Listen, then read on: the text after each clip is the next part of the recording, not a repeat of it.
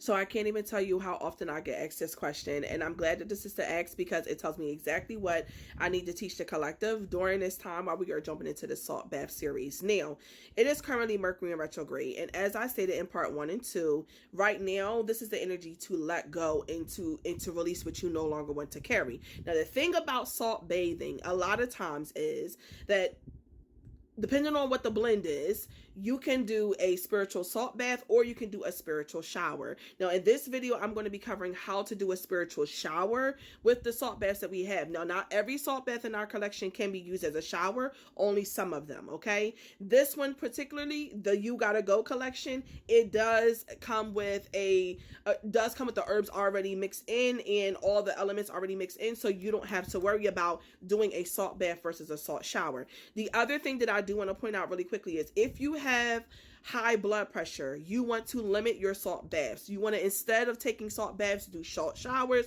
And also, obviously, for those girlies who don't have bathtubs at their house, obviously, you also want to do a salt bath. So let's just jump into it. So in our You Gotta Go salt bath and shower blend, this is the blend that has our Cape aloes and has our basil leaf in it.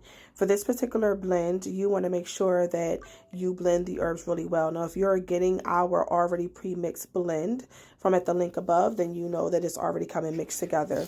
So when you get into the shower, the first thing that you want to do is you want to make sure that you just simply wash your entire body the same way that you would normally do it, okay? So as you can see here in the video, I'm lathering up my soap and my washcloth, and I am going to wash from head to toe, taking a regular shower. Then after you take your regular shower, you want to make sure that you also lather your washcloth up a second time. Okay, so you wash up the first time, rinse off completely, lather your washcloth up a second time. See how soapy it is? You want to make sure it's soapy. Then you want to take your Cape Aloes blend and you want to pour roughly about 2 tablespoons onto your washcloth or your loofah or your African sponge cloth, whatever you're using.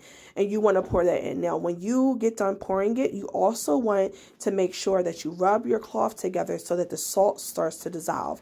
That's the most important part, okay? You want the salt to dissolve because if not, you're going to be scratching up your skin with this coarse sea salt, okay? So you want to make sure that you lather up the sponge really well or the washcloth really well, get it soapy. And as you can see here, I'm getting ready to show you like the size of the salt chunks now that I have rubbed this cloth together for a while. When you are taking your shower, you want to make sure that you pay attention to your armpits, to your belly button, to the back of your neck, to your underneath the breast, to your feet, your toes, your hands, the back of your ears, your forehead, your crown. You want to make sure you pay attention to all of those places where folds of skin are, okay? Simply just close up your salt bath, place it back into your cabinet, and keep it for safekeepings until next time. And as you can see here, I did wash my hair with the Cape Aloe salt mixture as well, and make sure that I got down to my crown really, really well.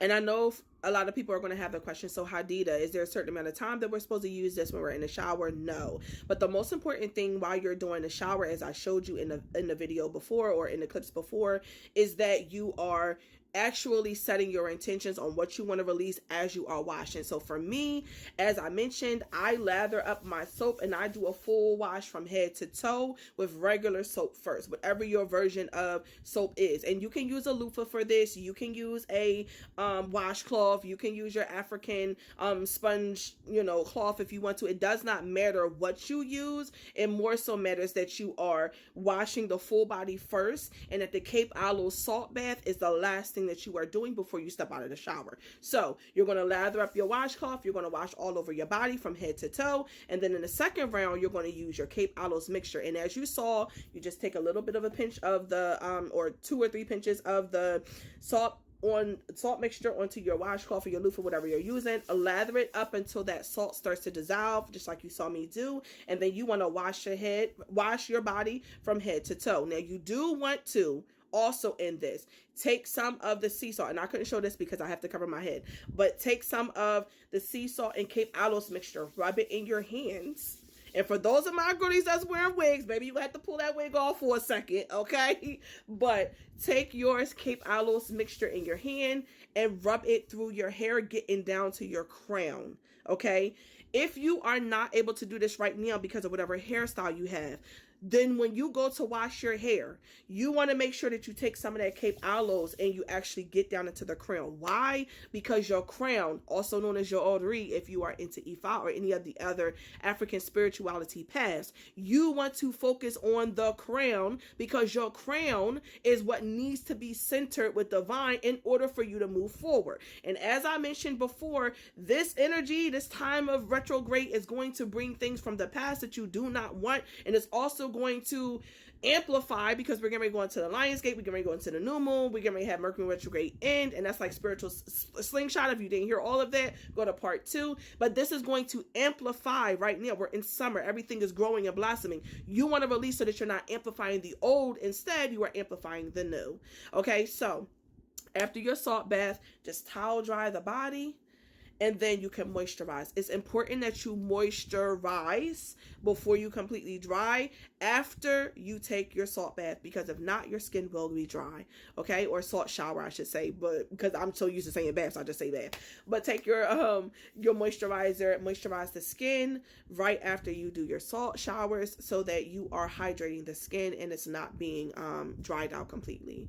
And if you have any other questions about how to do salt baths, make sure you drop them down below, okay? I love y'all. If you do not have Cape Aloes, or if you are looking for the salt bath itself, you can go up to the link in my bio. It's the first link there. You will see spiritual salt baths, and obviously it tells you how to get there. And if you have any, if you are not yet a part of our collective, baby, I don't know what you're waiting for, because this summer, me and the collective are doing Reclaim Your Pink, Reclaim Your Power. So I don't know about you, but for me, I'm still in my power, or taking my power back, calling my power back to me from everybody that has ever been with that is not meant to be there. So go to part 4, because in part 4, we about to talk about how to do a cord cutting ceremony along with your salt shower so that you can get that energy going for good during this Mercury retrograde. All right. I love y'all. Peace.